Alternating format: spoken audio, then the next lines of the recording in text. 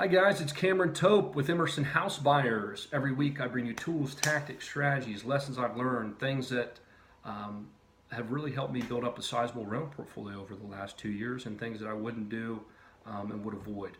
And I take a lot of questions. I interact with a lot of people. If you guys have any questions about this, please feel free to comment below, or most of you guys have my cell phone number, or can find some other means to get a hold of me. Shoot me an email, whatever it is, let me know. I'm more than willing to help you out the best I can. So I heard this the other day and it was really fascinating. So have you guys ever heard of the difference between a habit and a goal? This was kind of a first for me. So I took a couple notes here. Your goal is what you said. I want to replace my income for my job. Say it's $50,000 a year. But your habit is what gets you to your goal. So let me say that again. Your goal is the end result that you want. By 2020 or in the next 5 years, I want to replace my income. Most of us are dealing with real estate, so that would be through rental properties or a solid real estate business or a portfolio of some sort. Habit, say you want to replace $50,000 with 10 houses that produce $500 a month in cash flow. Maybe $5,000 a month, it's what, $60,000 a year? Perfect. So habit is what you're going to do on a daily basis to get you to that goal. So without a habit, you cannot achieve your goals. And I started to think about this and thought, what have I done? Have I really used this? Does this make sense? Does this make sense for what I've done and what I've done with Emerson? And it's absolutely and utterly true. This is exactly what I've done. So when I set my goals, I look back and said, okay, I want to buy this many houses by the end of the year. This is how many I want to have done. I need to cover these costs. At minimum, I want to break even at this date.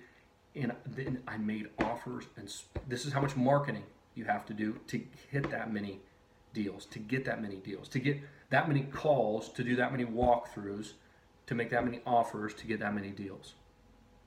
Talk about the funnel. Marketing, calls, walkthroughs, offers, close contracts. It's a funnel. Those daily habits of marketing, talking to sellers, going on walkthroughs, analyzing properties, making deals, allowed me to buy several properties my first year and several more the next year. And now sit on a sizable rental portfolio. So when you start thinking about it like that, because people can say, I want to be a professional athlete, or I want financial independence. Great. Goal. Awesome. Go get it, man. I'm all for very little barriers to entry. You can do anything you set your mind to. But if you don't do that and reinforce that goal with a habit, then you've lost, you're going to lose. A daily habit is what's going to get you to your goal. Analyzing a property a day is 365 in a year, 366 on a leap year. If you make offers on half of those and get 1% of those accepted, or 10% of those accepted, you're looking at 18 properties you get in a year.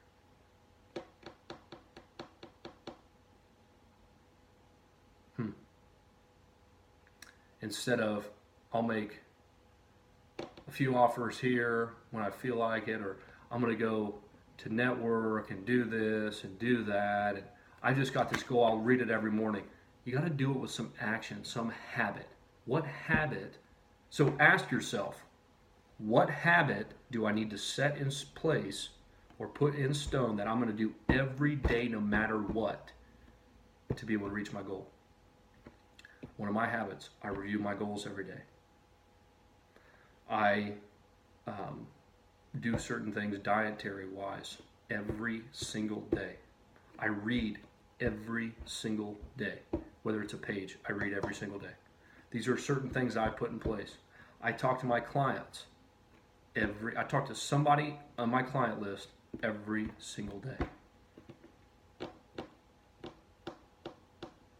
And those habits that have build up and do every day have helped me build a rental portfolio that allows me to replace my my salary, my W-2 salary. So next time you guys set a goal, and since most of you listening to this are going to be in real estate, it doesn't apply to real estate, this applies to anything. But since most of you are in real estate, think about that. Ask yourself that question.